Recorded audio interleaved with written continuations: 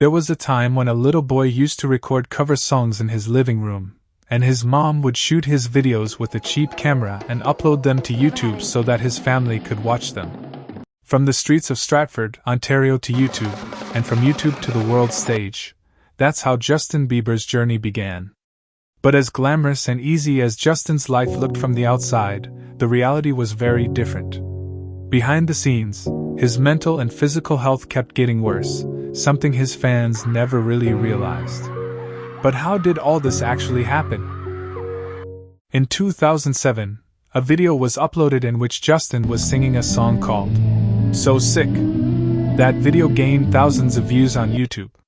Soon, he started posting back-to-back covers of songs by artists like Chris Brown and Usher, and in every song, Justin's raw and pure talent was clearly visible.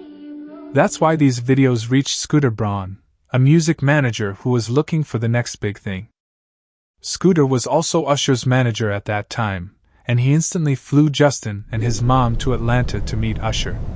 That meeting completely changed the lifestyle of this little boy. Usher saw Justin's talent and got him signed to a media company. He even mentored him and taught him many things. And then came Baby, a song that blew up massively. First, it exploded on YouTube and started gaining millions of views. Soon, stadiums were filled with fans going crazy for Justin.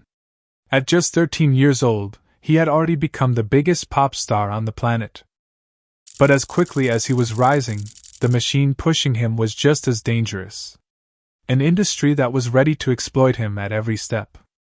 As soon as Justin became popular, every awkward personal moment of his life was turned into viral content.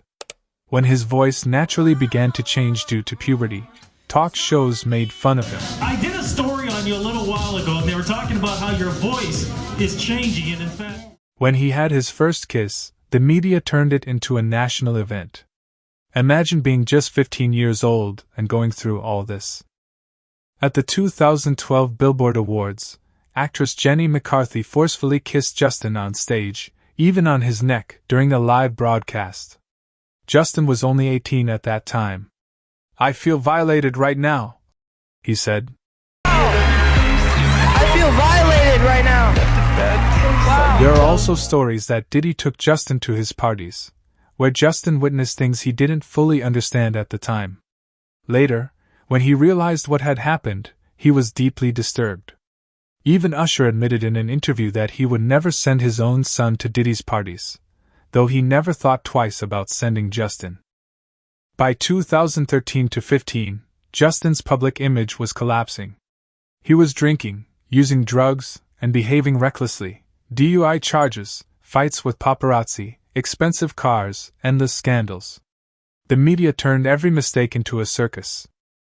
In September 2019, Justin shared a post on Instagram about how tough it was to grow up as a child star. Despite fame, money, cars, awards, and millions of fans, he felt empty inside. By age 18, Justin had everything, but no real-life skills. By 19 to 20, his life was consumed by drugs, anger, broken relationships, and loneliness. It took him nearly 10 years to recover, learn responsibility, and put his life back together. But with fame comes money, and with money comes an invisible cage. The biggest scam in the industry is the advance system. Labels give artists millions upfront, but it's really a loan. Artists only get 10 to 16% of royalties, and everything else goes toward repaying that advance. If an album flops, the debt carries over to the next one. Justin's case is the perfect example.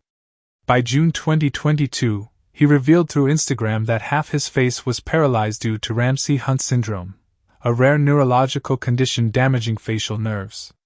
Fans thought it was temporary, but it changed his life.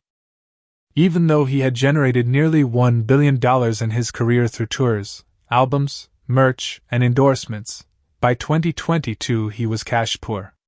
Reports claimed he once had to borrow a credit card from a friend just to play golf. Why? Because after canceling the Justin's World Tour, he owed $26 million in advance repayments to promoters. Allegations also surfaced that Scooter Braun had taken over $26 million in commissions. But after a counter-audit, it turned out Justin actually owed Scooter $8.8 million. Imagine making billions, and your manager still says you owe him.